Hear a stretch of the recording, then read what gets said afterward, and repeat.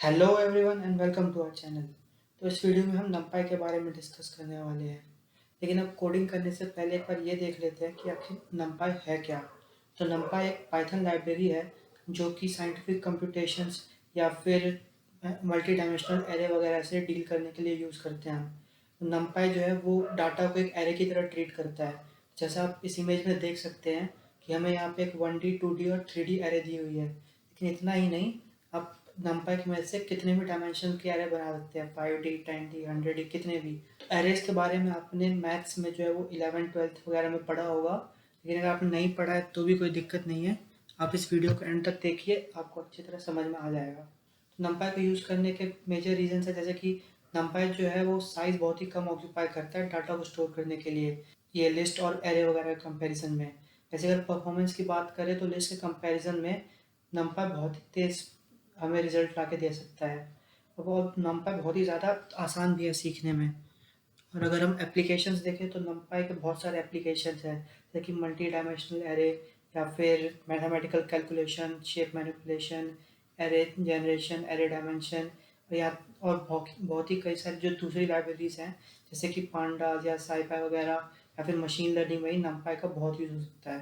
ऊपर से numpy से हम इमेज मैनिपुलेशन वगैरह भी कर सकते हैं। तो अब हम फाइनली आ चुके हैं अपनी कंप्यूटर स्क्रीन पे, और कोडिंग करने से पहले हमें पाइथन को इंस्टॉल करना पड़ेगा। तो हमें बस गूगल पे आके पाइथन टाइप कर देना है और ये साइट खुलेगी, यहाँ से हमें पाइथन को डाउनलोड कर लेना है। लेकिन अब मेरे में पहले से पाइथन डाउनलोडेड है तो मैं इसे दोबारा डाउनलोड नहीं करूँगा। आप यहाँ से पाइथन को डाउनलोड करके इंस्टॉल कर सकते हैं। चेक करने के लिए अब आप कमांड प्रॉम्प्ट खोलो, यहाँ पे मान लो आपने पाइथन टाइप किया तो यहाँ पे आपका पाइथन शुरू हो गया। अब जैसे मैं यार कुछ रन करके देख लेता हूँ, एक कोर्स मैंने 4 डाला और ये प्रिंट कर लिया, तो एकदम बिल्कुल सही चल रहा है। लेकिन अब पाइथन को यूज़ करने के लिए आपको एक आईडी चाहिए होगा। तो आप कोई सी भी आईडी यूज़ कर सकते हैं, जैसे कि पाइचाम या वीएस कोड वगैरह। हम इसमें एनाकोंडा को यूज़ करने वाले हैं। तो बस एनाकोंडा 3 पाइथन सर्च करना है गूगल पे, और जो पहली साइट आएगी वहीं से एनाकोंडा को जाके डाउनलोड कर लेना है। तो यहाँ पे सारे वर्जन दिखा रहा है, आपका जो भी सिस्टम है उस हिसाब से आप डाउनलोड कर लो। तो मेरा विंडोज़ है तो मैं वो करूँगा, लेकिन अब मेरे में ये भी पहले से डाउनलोडेड है तो मैं इससे दोबारा डाउनलोड नहीं करूँगा। तो आपको इसे डाउनलोड करके इंस्टॉल कर लेना है। उसका जब आप एनाकोंडा को रन करेंगे तो ये कुछ ऐसा इंटरफेस दिखाई देगा। तो इससे आपको ये जुपिटर नोटबुक को लॉन्च कर लेना है। तो जब आप इस जुपिटर नोटबुक को लॉन्च करेंगे तो ये चीज़ आ जाएगी। अब यहाँ पे एक नई फाइल बनाने के लिए मैंने यहाँ डेस्कटॉप पे एक ट्यूट नाम का फोल्डर बना रखा है। यहीं पे हम एक नई फाइल बनाएंगे पाइथन 3 की। तो ये फाइल बन गई यहाँ पे। अब इसको आप यहाँ पे कुछ भी नाम दे सकते हैं, मान लो मैं इसे दे देता हूँ numpy। तो यहाँ पे अब सिर्फ कोडिंग नहीं, यहाँ पे आप मान लो हेडिंग वगैरह देनी है तो आप यहाँ से मार्कडाउन सेलेक्ट करो, और जो भी आपको देना है आप यहाँ पे कुछ ऐसी चीज़ें, जैसे मैं यहाँ पे स्टार के अंदर अगर numpy लिखूँ तो ये हमें इटैलिक में देगा। अगर मैं इसे अभी डबल स्टार कर दूँ तो ये बोल्ड हो जाएगा। इसे अगर मैं ट्रिपल स्टार कर दूँ तो ये बोल्ड इटैलिक हो जाएगा। तो शिफ्ट एंटर दबा के किसी भी सेल को रन कर सकते हो। तो सेल यहाँ पे जो एक ये चीज़ होती है, एक लाइन, इसे हम सेल कहते हैं। तो अब यहाँ पे मान लो अब अगर लेकिन हम डायरेक्ट numpy को रन करने की कोशिश करेंगे तो एरर देगा, क्योंकि जब हम पाइथन को इंस्टॉल करते हैं तो उसमें पहले से सारी लाइब्रेरीज डली हुई नहीं होती है, सिर्फ कुछ बेसिक वाली आती है पहले से, बाकी हमें खुद डालनी पड़ती है।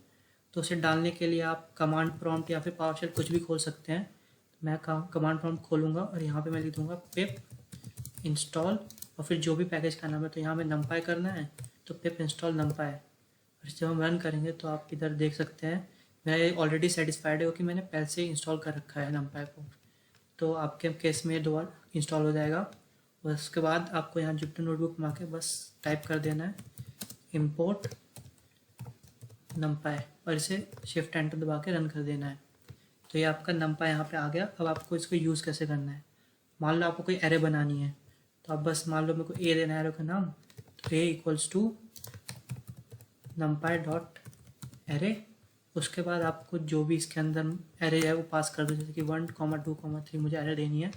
मैं इसे रन करूँगा और ए को अगर मैं प्रिंट करता हूँ, प्रिंट ए, तो ये हमें 1, 2, 3। लेकिन अब इसको थोड़ा इजी बना, अब हम दोबारा हर बार यहाँ पे numpy डॉट एरे तो लिखेंगे नहीं। तो इसको हम इजी बनाने के लिए क्या कर सकते हैं, हम यहाँ कर देंगे import numpy as np।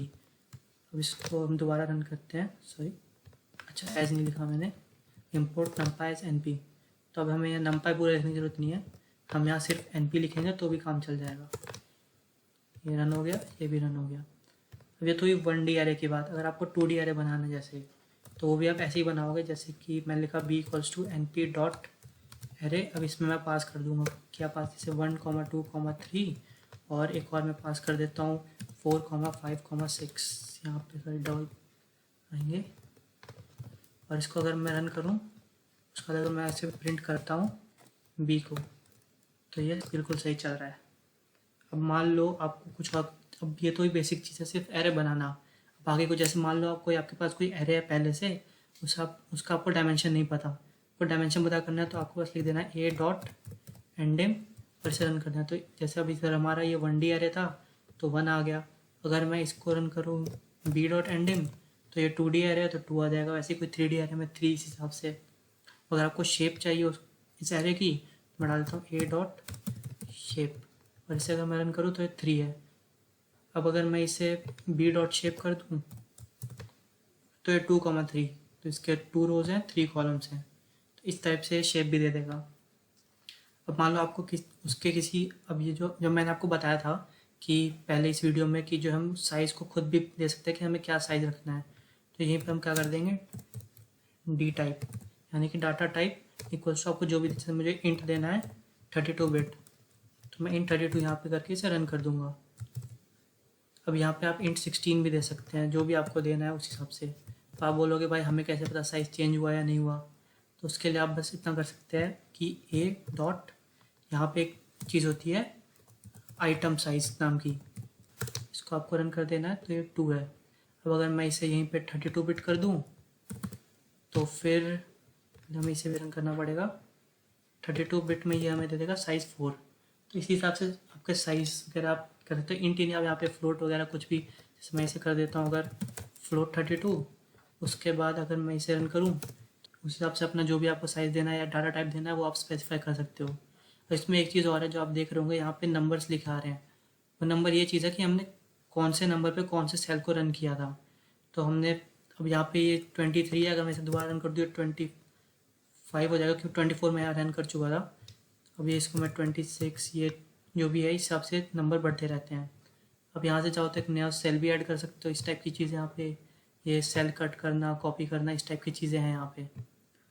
उसके बाद अब बाकी कुछ फंक्शन देख ले, जैसे कि अगर मैं डालूँ ए डॉट साइज़, तो ये आपको साइज़ बता देगा। 3 है इसका साइज़।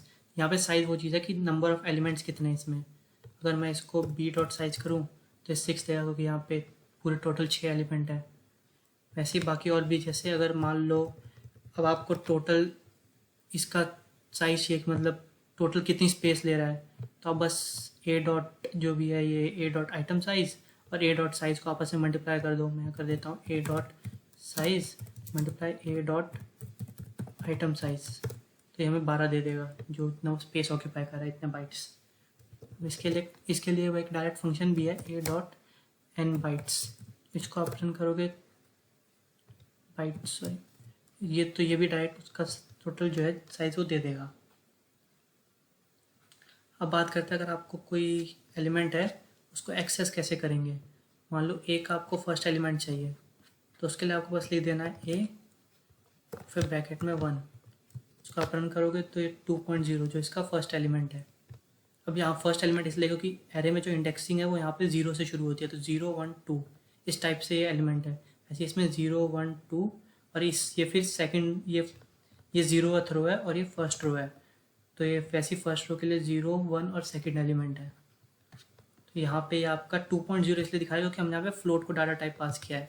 अगर मैं अभी इसे दोबारा से इंट कर दूँ तो, और अब अगर इसे रन करूँ तो ये सिर्फ हमें 2 दिखाएगा क्योंकि अभी इंटीजर टाइप हो गया है।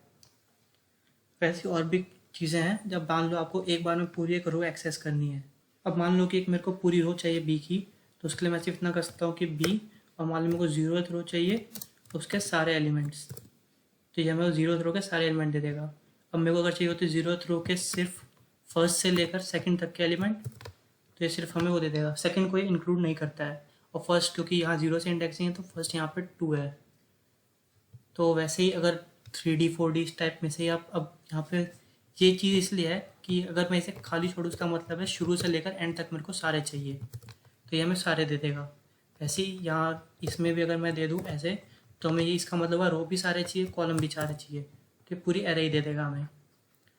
तो इसी टाइप से है। अगर आपको मान लो और कुछ, अब यहाँ पे अगर हम बात करें कि आपको किसी कहीं पे पोजीशन में वैल्यू चेंज करनी है, तो आप बस इतना सीखते, जैसे ए का सेकंड एलिमेंट मुझे कर देना है 7, तो इसको रन करके अगर अब मैं करूँ ए को प्रिंट, तो यहाँ पे देखो 7 हो गया। वैसे आप बी में भी चेंजेस कर सकते हो कि मान लो बी का कि मेरे को 0th रो में जो कुछ भी ऐसा 0th रो में मेरे को जो है वो सेकंड एलिमेंट को चेंज करना है। इक्वल्स टू मैं डालना चाहता हूँ मान लो 0, इसको मैं रन करूँ और फिर अगर मैं बी को प्रिंट करूँ, यहाँ पे देखो 0 आ गया। या फिर ऐसी अगर मेरे को पूरी रो एक बार में चेंज करनी है, तो मैं बस इतना लिखता हूँ बी का मान लो 0th रो में मेरे को पूरा एंड तक चाहिए इक्वल्स टू, अब इसमें 3 है तो मेरे को 1 तो चलो पहले से है 7 8 9 चाहिए। उसके बाद मैं बी को प्रिंट करता हूँ, तो यहाँ पे देखो 7 8 9 आ गया। तो इसी टाइप से हम वैल्यूज़ को चेंज कर सकते हैं। अब ऐसे ही मान लो अगर मैं एक बहुत बड़ी सी एरे बना दूँ, जैसे कि c equals to N P dot array, कोई बहुत बड़ी सी, जैसे कि यहाँ पे मैंने 1 2 3 4 5 6 7 8 9 0, ठीक है। और वैसे दूसरी मैंने इसके बना दी 2 4 8, ये मैंने बना दी यहाँ पे, ठीक है। अब अगर मैं इसमें ये एरे मैंने यहाँ पे बना दी है। अब अगर मैं इसमें एक चीज़ कर दूँ, जैसे कि सी और फिर मैं दे दूँ यहाँ पे 0 में 1 से लेकर 7 तक मुझे प्रिंट करना है 2 के इंटरवल पे, तो ये देखो 2 4 और 6, ये जो है ये 0th रो में 1 से तो शुरू करेगा 7 तक के लिए प्रिंट करने के लिए, लेकिन ये दो के स्टेप लेकर चलेगा। तो ये एक यहाँ पे इसने फर्स्ट से शुरू किया मैंने, तो यहाँ पे 0th इंडेक्स से फर्स्ट यानी कि 2 से शुरू हुआ, 2 इसने प्रिंट किया, फिर इसने 2 का स्टेप लिया यानी कि 3 को छोड़ा, फिर 4 को प्रिंट किया, फिर 5 को छोड़ा, फिर 6 को प्रिंट किया, और फिर 7 ही इंक्लूड नहीं हुआ। तो वैसे ही अब इसमें कुछ और चीज़ें हैं, कुछ ऐसे फंक्शन जिसकी वजह से आप ऑलरेडी मतलब पहले से ही एरो को इनिशियलाइज शुरू कर सकते हो। जैसे कि मानो मैंने डाल दिया कि x equals to N P dot zeros, तो अगर मैं ये करूँ और यहाँ पे साइज़ पास कर दूँ मैं 5, उसके बाद में अगर मैं x को प्रिंट करूँ, तो आप देख सकते हैं यहाँ पे ये पूरी एक एरे बनी है जो कि पहले से 0 से इनिशियलाइज्ड है। वैसे अगर मैं इसको ज़ीरोज़ की जगह अगर मैं 1s कर दूँ, तो ये पूरी 1 से इनिशियलाइज्ड है। तो इसी टाइप की कुछ चीज़ें हैं जिससे कि पहले से इनिशियलाइज्ड रहती हैं वैल्यूज़। वैसी और भी कुछ ऐसी चीज़ें हैं। ऐसे अगर 3D एरे में मैं करना चाहूँ, जैसे कि मैंने एक 3D बना ली z equals to N P dot array, और इसमें मैं 3D एरे बना लेता हूँ 1, 2, और उसके बाद एक और मान लो 2, 3, और फिर एक दूसरी बना लेता हूँ यहाँ पे 4, 5 और 5, 6। अब अगर मैं यहाँ पे z को, तो ये हमारी यहाँ पे एरे आ गई है z। अब अगर मैं इसमें एक चीज़, अब अगर मुझे इसका कोई एलिमेंट एक्सेस करना है, तो हमें यहाँ पे पूरे 3 वैल्यूज़ पास करनी। जैसे z का मेरे को चाहिए 0th में फर्स्ट, तो यहाँ पे 3 देगा, तो अब 0 में जब ये आएगा तो ये इतने पोर्शन को लेगा, फिर ये फर्स्ट में जाएगा यानी कि ये 0 ये फर्स्ट, तो ये इसमें आएगा, फिर इसका भी फर्स्ट यानी कि 3, तो ये 3 प्रिंट कर देगा। वैसे ही इसका वैल्यू को चेंज भी कर सकते हैं, मान लो मैंने इसको 4 कर दिया और फिर मैंने z प्रिंट कर दिया, तो यहाँ पे 4 हो जाएगा 3 की जगह। तो इस वीडियो में हमने एरे के इंडेक्सिंग, एरो को इनिशियलाइज करना, इंडेक्सिंग और स्लाइसिंग वगैरह सीख ली है। तो बाकी जो और भी कुछ इनबिल्ट फंक्शन होते हैं, जैसे कि हमें कोई एरे कॉपी करनी है या फिर आइडेंटिटी वगैरह, ये सब हम अगली वीडियो में देखेंगे, इसके पार्ट 2 में। तो बस इस वीडियो के लिए इतना ही। अगर आपको वीडियो पसंद आई हो तो इसे लाइक और शेयर कर दें, और चैनल को सब्सक्राइब करना ना भूलें।